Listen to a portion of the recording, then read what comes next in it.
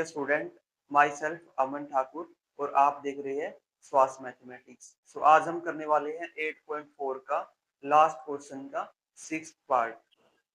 इस वीडियो में मैं आपको इस क्वेश्चन को प्रूव करके दिखाऊंगा कि कैसे इस क्वेश्चन को प्रूव करना है, और इसके बाद में से कुछ की स्टेप बताऊंगा जिससे कि आप फर्स्ट अटेम्प्ट में ही इस क्वेश्चन को ठीक से कर पाएंगे और आपसे गलती होने के चांसेस बिल्कुल कम होंगे। इससे आपका कॉन्फिडेंस भी बिल्ड होगा। तो यदि आपने हमारे चैनल को अभी तक सब्सक्राइब नहीं किया है तो चैनल को सब्सक्राइब करें और हर वीडियो की अपडेट के लिए बेल आइकन को प्रेस करें। तो चलिए अभी हम वीडियो स्टार्ट करते हैं।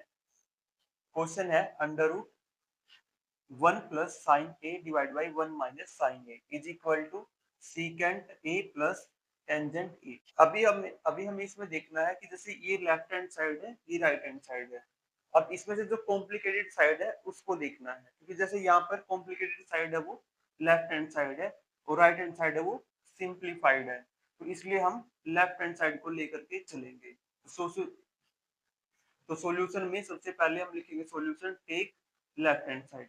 Left hand side is equal to left hand side को हम यहाँ पर लिख देंगे।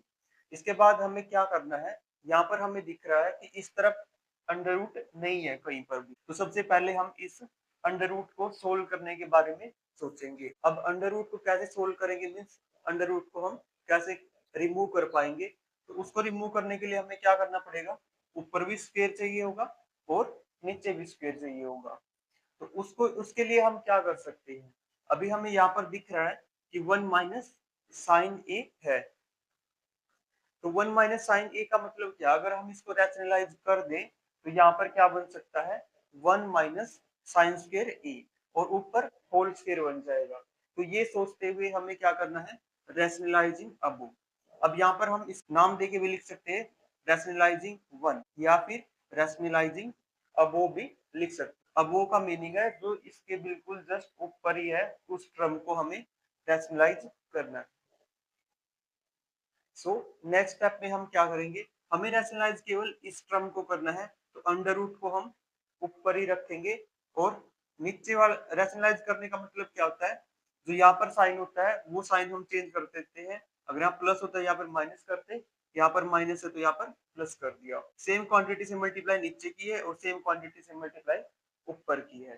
तो यहाँ पर नीचे क्या बनेगा, नीचे बनेगा ए स्क्वायर माइनस बी स्क्वायर का फॉर्मूला, ए प्लस बी इंटू ए माइनस बी, ये बन गया। तो इसकी जगह पे हमारे पास क्या आ जाएगा, 1 स्क्वायर माइनस साइन स्क्वायर ए, और ऊपर दोनों जो साइन सेम है तो इसका मतलब क्या है,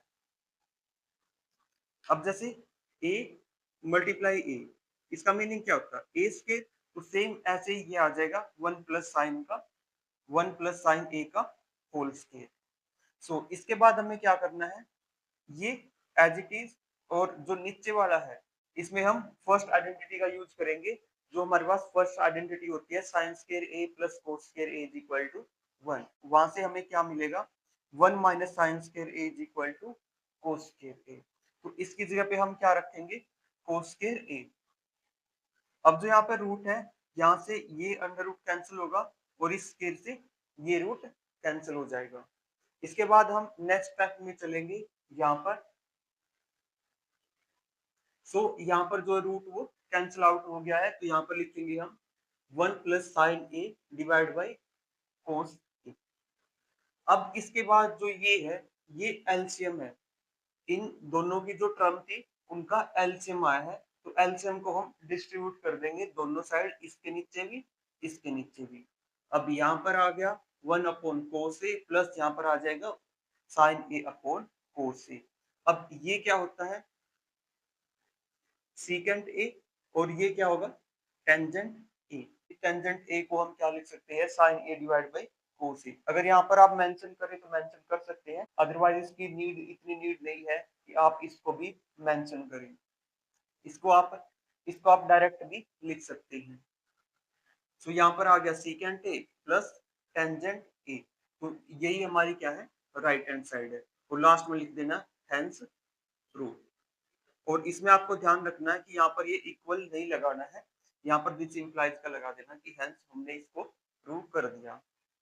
इस तरीके से हमें इस क्वेश्चन को प्रूव करना है। अभी हम देखेंगे इसमें जो की स्टेप्स हैं वो कौन से हैं। तो इसमें जो की स्टेप्स हैं, फर्स्ट की स्टेप है रैशनलाइजेशन, सेकंड की स्टेप है solve square root and third की स्टेप है डिस्ट्रीब्यूट एलसीएम। सो इन स्टेप को हमें याद रखना है कि इस क्वेश्चन में ये 3 स्टेप आएंगे।